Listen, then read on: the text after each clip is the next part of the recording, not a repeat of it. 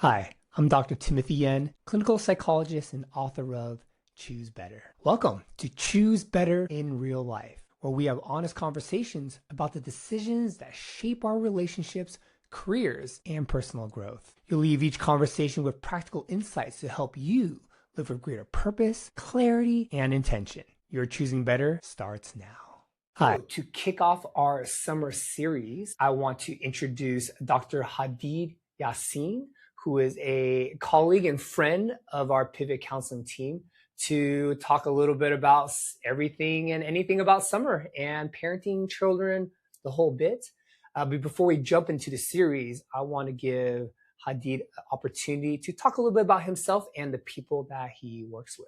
Thank you, Hadid. Dr. Yen, for the opportunity. Appreciate it. I had the opportunity to work with children during my master's degree, child development, and a lot of projects working with younger children, working with teenagers, a lot of parenting seminars that we had. So giving me a good perspective regarding how the family system is, the culture of the family, and what is the dysfunction family and what works with the family. And my doctoral degree is in psychology also, of course. I see the combination of every single family members together that I had the opportunity to work with. And currently also, I work with children, with teenagers, parents, and couples as well. So the best part for me is I see how the family can help an individual to grow from different developmental stages to become, an adult, teenagers, adults, and parents, couples and parents, and in this process, what works for them to be healthy overall and what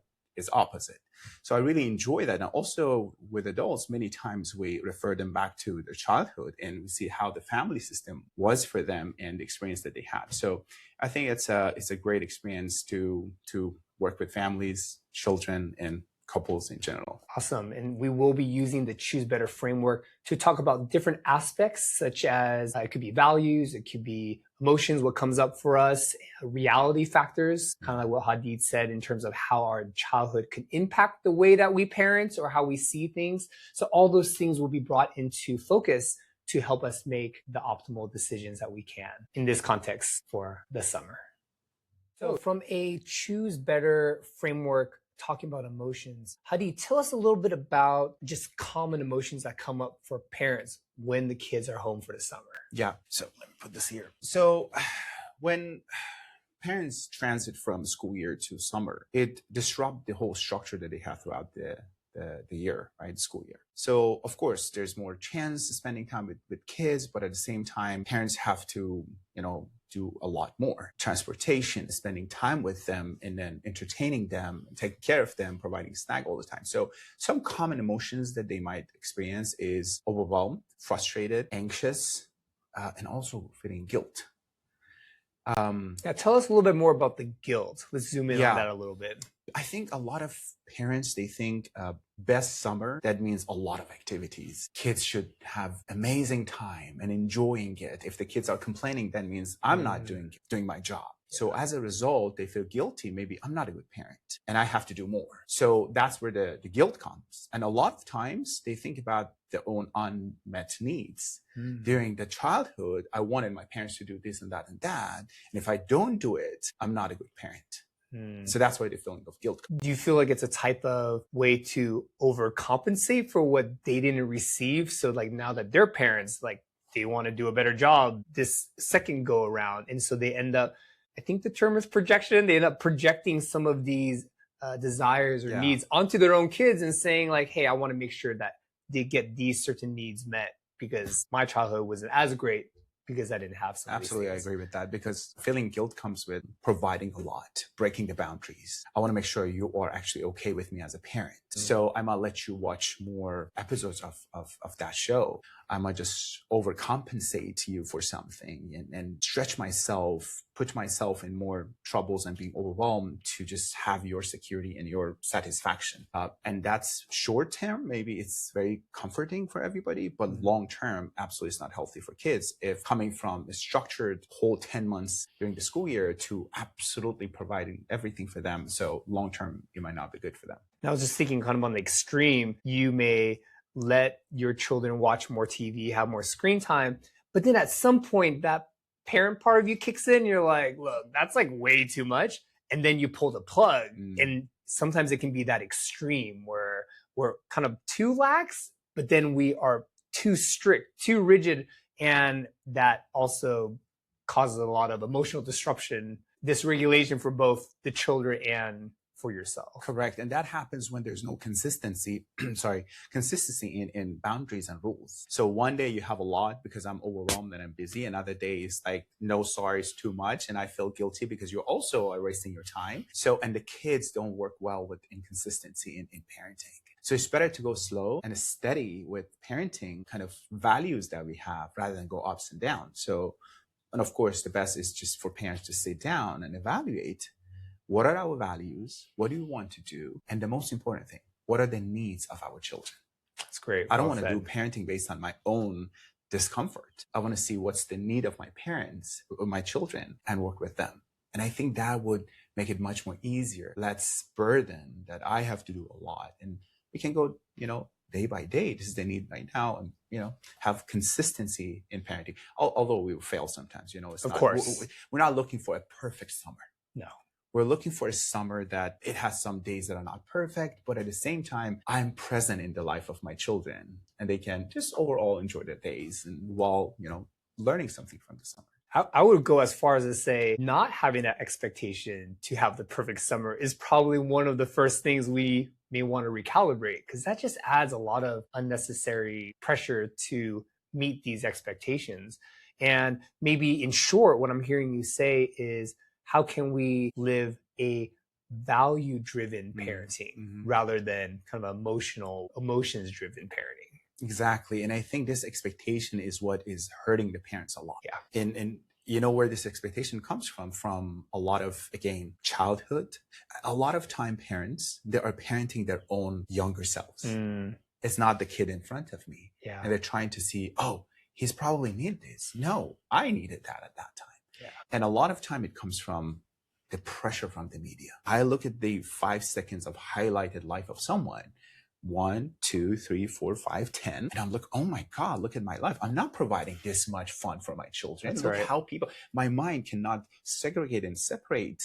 Right. It's just 5 seconds of their life. I have many of these 5 seconds. It's just put together and make a whole YouTube, video that everybody in the world, they have fun. And my children are deprived. This family are traveling. That family have a lot of fun and so and so. And that the guilt comes. Then expectation comes. I have to do more. Yeah. And I am between my own jobs, my own professional life, my own self-care that I have to do, taking care of a spouse, right? Yeah. And then that makes the person feel overwhelmed with guilt. And that's where sometimes emotional dysregulation happen and, this dysregulation happen. Yeah. In other words, they call it the highlight reels. It's the highlight, the best 5-10 seconds.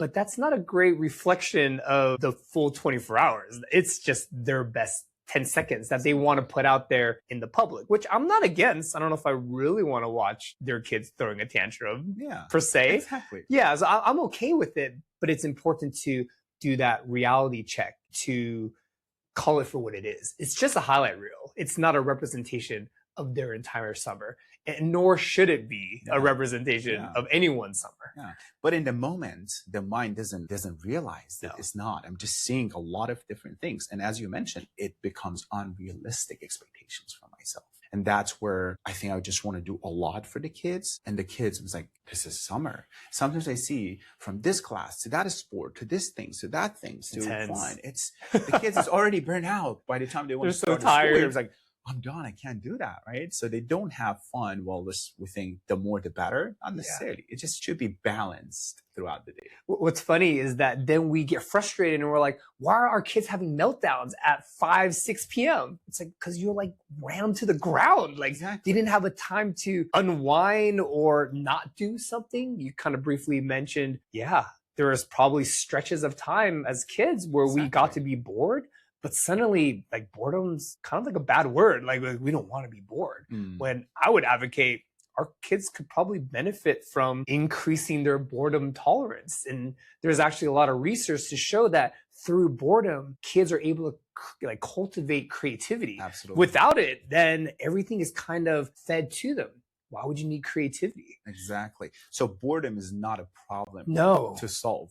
boredom is very important moment for kids to figure out what I need to do. That's right. And I'm just bored, I'm frustrated, I want to throw a tantrum, but I need to regulate my emotions. That's right. Parents are not going to just like come and comfort me for every single time. So creativity comes, emotional regulation comes, self-resilience comes. Yeah. So they learn how to work on this. And I think boredom is a blessing, and they can create a lot. So I remember my son, he was during the day, some times ago, he was very bored, and I was like, Daddy, let's go to the park. I was like, hey, I can, I wish I could. It's like, and that's okay to guide a little bit. I said, why don't you just go create, he loves the Legos. Why don't you create something for me with your Legos? He loves to put like engineering things. So like, but I'm not sure about it. It's like, okay, you just go do it. And if you still are not, you still feel bored, we can do something with each other. So that was at least half an hour. Nice. Well done. Right? It was a parenting trick. So Well he done. started making that, I don't know, the car and the ships or something like that. And he was so engaged, and I didn't want to interrupt him. Mm-hmm. So I could just easily take him to the park and bring him back, and it would be disrupting my day. Yes. But that boredom helped him. And then he showed it to me. Daddy, can you make a video of it and send it to my auntie? And I was like, Done. Absolutely. Done. Right? That was great. Yeah. So I think boredom is not a problem. So we have to let kids to be bored, to sometimes just like, I don't know what to do. I was like, just go figure it out. I believe in you. You can figure it out. Yeah, exactly. I know you can figure it out. And my son has a word that he learned from me. Daddy, you told me I shouldn't give up. I'm not going to give up. Some grit. Like, good job. Yeah. Let's go figure out what to do, right? And of course, sometimes you have to be flexible. It's like, okay, let's go. Let's do something, right? Yeah, well said. I hope you're finding today's conversation helpful. If you would like to keep going deeper, I've created a variety of resources to support you on your journey. On my website, you'll find articles on mental health, relationships, parenting, leadership, and personal growth. You can also take one of my assessments to better understand where you are and identify practical next steps. For a deeper dive, download my free ebook or pick up a copy of Choose Better, where I walk through the complete framework in greater detail. You can also connect with me on social media for more practical insights, short videos, and conversations to help you apply these ideas in everyday life. And if you're looking for more personalized support, you'll find information about counseling, coaching, workshops, and additional resources. Everything is linked below. Now, let's get back to the conversation. So Hadi, tell us, what are some signs that parents aren't just your typical busy, but they're kind of hitting that threshold where they're just way overloaded? So some of the symptoms, one I can say is increased irritability. Okay. Anything can make them, feel stress and reactive, emotional reactions that they have towards things, because they're just like overwhelmed. They're just like, and that leads to decision fatigue. Like any little decision they want to make, they feel like it's too much for them, right?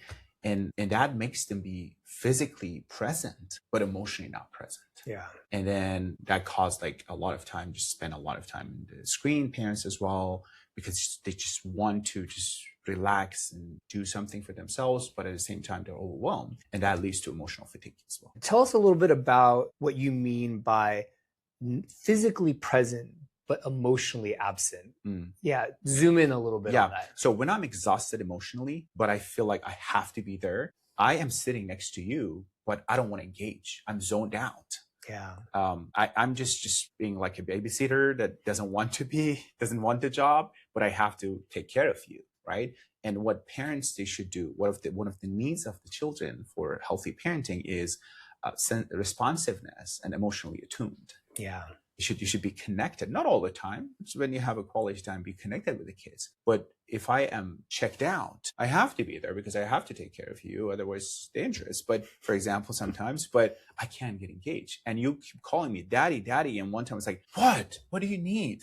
Yeah. Because I'm just like, any moment of demand might be too much. Which reminds me, there's a research study that actually gave me a lot of hope. This is for parents who are just really busy, is that they did a research on parents who were essentially like they work a lot. So they're just out of the house a lot. And parents who were, I don't know if they work from home, but they're more physically present. And they were interviewing the children in terms of their felt closeness with their parent. And what they were trying to figure out is, does the number of hours matter? Because for busy parents, they literally don't have the number of hours because of whatever their line of work is. And to our pleasant surprise, what they found was kids that describe their parents as emotionally present, even if the time is short, it could be 30 minutes or an hour. Correct. But that meant the world to them compared to the parent who was available physically for 8 hours, but they're always checked out. They're on their phone. They're doing something else. They don't feel as close to their parents. So what I'm hearing you say is we got to make the time that we are with our family, with our kids, really count, which means we have to be in a place where we're able to be emotionally present. Yeah, you mentioned a very important point because some parents, they don't have time. They can't. So, and then they feel guilty. So what I would say, yeah, okay, if you have 15, 20 minutes, the most important thing is presence, be present, and attention. Yes. Undivided. In that 15, 20 minutes, be there, be engaged, and possibly just like do some activities, some communication, depends on the age of the kids, that they feel heard. Yeah. They feel seen and they feel loved. This is the most important thing that kids want. They probably forget about that activity that you had with them, but they remember you were present. Yeah. You listened to them. They could share things with you, right? So, and I wondered, parents, if they are in this situation, so don't feel guilty. It's like, do as best as you can. Yeah. And maybe the situation changes and you can spend some more time later. But the key is being intentional about communicating that love that you talked about. Exactly. And maybe as we're moving kind of to our practical takeaways, that at least for myself as a parent, really being able to even tee that up and be like, okay, right now, amongst the chaos, the busyness, I'm going to carve out these next 10 to 15 minutes to be intentional about paying attention to them. Sometimes I feel like when our brain feels like it's going to be endless, it's just kind of like there's going to be no break. Your brain kind of aborts mission and is like, no. Like, there's no way I can be fully engaged in their imaginative play for the next 6 hours. Like, there's just no way. But if you say, hey, for 10, 15 minutes, I can do that. Like, if I can do it for work, I think they call it professionalism. If I can be a professional and dial in, I can do that for my kid just for this period of time. And I remember this quote that was kind of stuck with me, which is, kids may not remember what you did, but they'll remember how they feel when they're with you. Absolutely. So, one of the things that helped me sometimes, and I learned from one of my supervisors, was that you just tell yourself the world can pause. I will get to you after this 15, 20 minutes. Yeah. I have something very important, but this 15, 20 minutes is also important. So I can say, I will deal with that after this 20 minutes. Right. And then I need to spend time with this person, undivided attention. So, and I think it needs a lot of practice, by the way. It's not easy to do that, right? When we're stressed about job, the families, the other things, might be around the life of someone. But just that if you understand also, if the parents educate themselves about the influence of that 15, 20 minutes per day. Yeah. And how it can create an amazing result in the children. Yeah. I always say that how we are parenting our children. And I think I've seen a quote about this. It makes them to spend a lot of time in the therapy session or actually continue their life, So I think educating ourselves and really dedicating that time we have with them and not be under the influence of expectations and feeling guilty, that's one of the key roles for good parenting. Well said. So for some of us, we may be wondering, okay, like, you don't know my family. My family is just chaotic. Things are everywhere. You don't understand my job. So for many skeptics out there, they're like, okay, so what can therapy do for me? Like, are you going to be one of those like British nannies and like come into my house and like reorganize my household? Probably not. So Hadi, maybe talk a little bit about like, what can families expect or parents expect if they're like, you know what, let's give this therapy thing a shot. How can you help support and guide them? Sure. I think the first thing is therapy provide a safe environment for parents to finally sit down and talk about their emotions, what's going on throughout their life, and then talk about their feelings of guilt and overwhelmed and so and so. And I hear from a lot of parents when they come to the therapy, it's like, that's my only, self-care time. I don't have any other time. And just see it as like, I can finally talk. And they have someone who listens to them without judging them, without telling them, oh, you should have done this. Why did you do that? Right? That's the first thing. Like, you have that opportunity to talk with someone who has some experience about this situation and can possibly help you, regarding that. So, but from the clinical perspective, we help parents to separate between the facts, the emotions, and their interpretation. Yeah. So the facts first question I ask the parents, like, what happened? What is happening in the house? Well, what do you think happened? Exactly. Yeah. What is happening? I need to talk about it. This is happening. This is happening. My children are doing this. My spouse is doing this. I'm overwhelmed this way. The second thing is that, that's just talking about it. It's helpful sometimes. And then the second aspect is that, how did you feel about it when that happened? Yeah. A lot of time, and then also underneath feelings of that.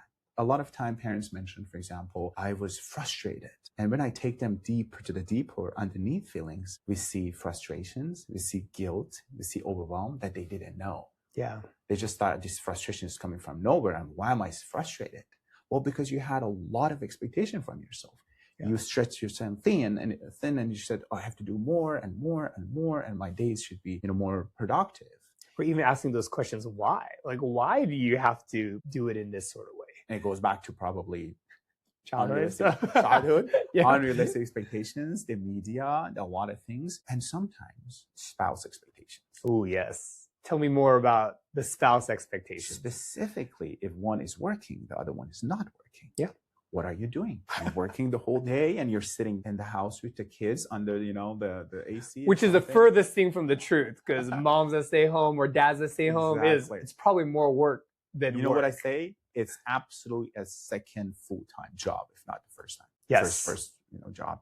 It's from physical perspective is one thing, but emotional and psychological, mental is so draining, I've seen a lot of parents who are, taking children at home. They're just like emotionally drained. And when you're emotionally drained, you're physically tired as well. Yes. Right? Constantly, if someone demands, I want this, I want that, and it depends on the age of the kid. So helping the parents go back to, okay, this is what is happening and this is my feelings about it. It helps them to understand the patterns of their thoughts and where the behavior comes from. Yes. So if tomorrow I'm going to snap and do something, I can pause for a second. So one of the things I said, 30 seconds pause. Just do nothing. Just put your hands on the counter, for example. Feel your feet on the ground. Just do nothing. Just pause. Then ask yourself, how am I feeling?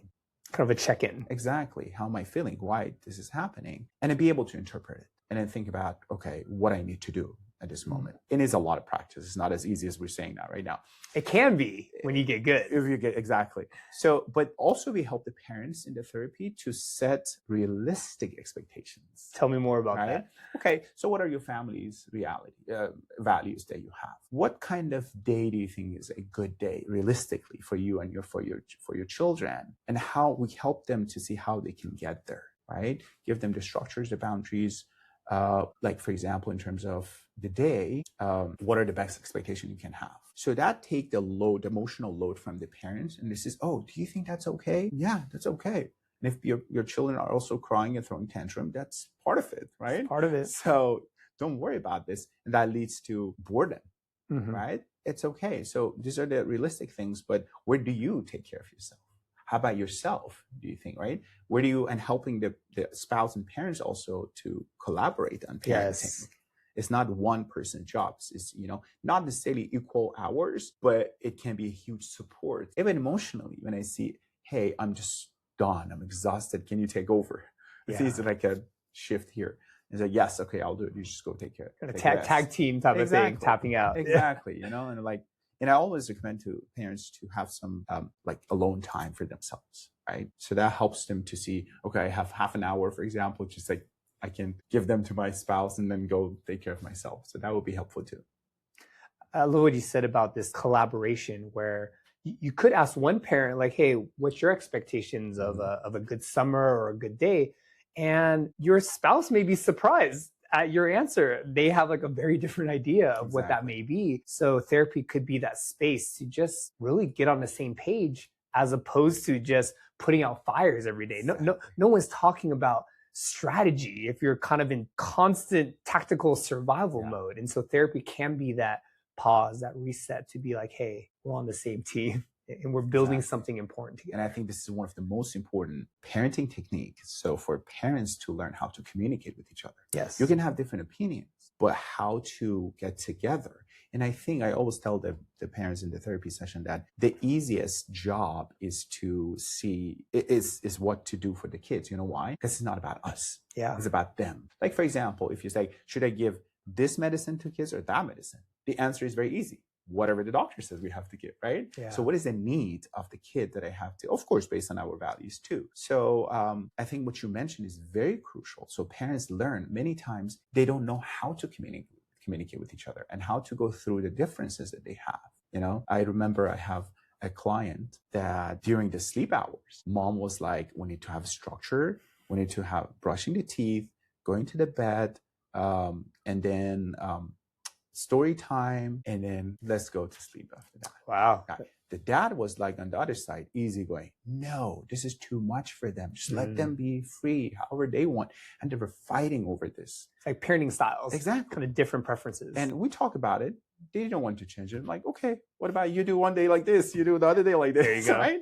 Because like, that sounds like a good idea. Right? And then once they practiced it, they found out that they can actually overlap these strategies with each other. So sometimes the father came up, was like, I actually did some story time with them. You know, I actually did some strategy. And mom's like, I could be easier. Once you bring the tension down, then I see where you're coming from and say, oh, that's not a bad idea. I can practice that sometimes. That's great. So in closing, it sounds like being on the same page, being able to understand your own feelings. Exactly.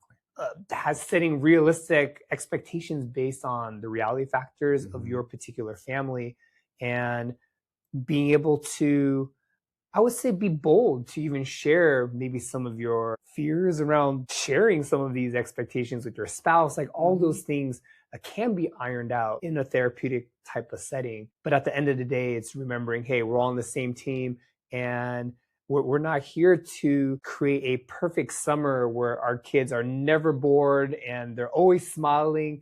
They're always happy with you, which I would say if your kids are always happy with you, you're probably not being a healthy parent. Correct. That's just my hot take. Something is going on. That there's something else happening. Yeah. So being able to be on the same page and keep that family love value front and center. There is nothing more that you can give your spouse, your kids, than being able to live those things out. But it's hard to live it out when we're constantly in a high state of stress and overwhelm. So you lastly mentioned being able to find pockets of time to be able, even if it's just for 30 seconds a minute, you would be surprised at what a big difference that makes. And as the Pope, one of the popes says, like, hey, you know what, God, I'm just going to put my head down on the pillow. You're just going to take care of the rest. And talking to God. And the idea is the sun will rise and set just the same. So you pausing will not change the course of history. You deserve that much. And we end up being able to make better decisions when we're more grounded and calmer. Thanks for joining me for another episode of Choose Better in Real Life. Remember, meaningful change doesn't happen all at once. It happens one better decision at a time. If you enjoyed today's conversation, be sure to subscribe and don't miss future episodes. And if you would like to continue growing, explore the free resources, assessments, ebook, and my book, Choose Better, using the links below. Until next time, keep choosing better.